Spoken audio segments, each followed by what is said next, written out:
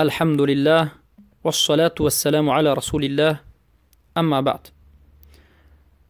برادر سوال نمودند که آیا رسول اکرم صلی الله علیه و سلم یگان مراتبه از آن را خودشان ندا کرده اند و اگر ندا کرده نباشند سببش و حکمتش و سرش در چیست؟ بارک الله فیکم. و البته اهل علم، علما، محدثین ذکر میکنند که رسول اکرم صلی الله علیه و سلم یگان مراتبه از آن را ندا نکرده اند، نه در نماز، البته پیش از نماز، و نه در گوشی طفل، به گوشی طفل. بارک الله فیکم. البته سببش خیلی که علما در کتاب فقه ذکر میکنند و امام شوکانی در کتاب نیل الاوطار ذکر کرده اند و اینچنین ابن حجر الاسقلانی در کتاب فتح الباری ذکر نموده اند. میگن که سببش این بود که رسول اکرم صلی الله علیه و سلم مشغول به امر امت بودند، به نهایت سخت مشغول به امت بودند و وقتشون به نهایت تنگ بود. وقتی رسول اکرم صلی الله علیه و سلم تنگ بود، یعنی برای اینکه از آن بگیرند، از آن ندا بکنند، وقتش رو کمی انتظار شدن، برآمدن و ندا کردن. و یکی از سببهاش این بود که رسول اکرم صلی الله علیه و سلم به دیگر کارهای مهمتری مشغول بودند به امر امت. و دومش وقتشون تنگ بود، از سبب مشغول بودند. و سومش رسول اکرم صلی الله علیه و سلم وقتی که از آن ندا می‌کردند و میگفتند که حی علی الصلاه، هر کسی که به نماز نمی آمد به عقوبت سخت گرفتار میشد. چرا که الله سبحانه و تعالی در قرآن عظیم الشان ذکر میکند و میگوید فلیحذر الذین یخالفون عن امره ان تصیبهم فتنه ای یصیبهم عذاب الیم. بر حذر باشید از مخالفت نمودن رسول اکرم صلی الله علیه و سلم، از امر رسول اکرم صلی الله علیه و سلم.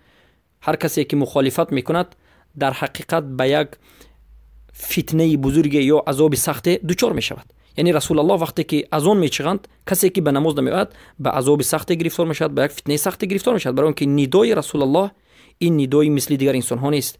این ندای رسول الله امر است و امر رسول الله اطاعت کردنش واجب است. بارک الله فیکم. و بعضی از علما این رو ذکر کردند به مانند شیخ شوکانی رحمه الله تعالی. اما بعضی کسا گفتند که وقتی که رسول الله اشهد ان محمد رسول الله میگویند، در حالت از آن ندا کردند، دیگر انسان ها گمان میکنند که غیر از رسول الله یک رسول دیگر است. البته امام شوکانی میگن که این سخن باطل است، چرا که رسول الله در منبر وقتی که خطبه میکردند اشهد انی محمد رسول الله میگفتند یا اشهد ان محمد رسول الله میگفتند. یعنی این سبب نیست. و سبب دیگر، سبب از آن ندا نکردنشون این بود که خیلی که بیان کردیم، یعنی ضیقی وقت بود.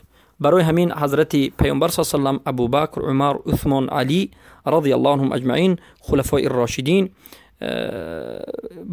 چی نکردند؟ از آن ندا نکردند.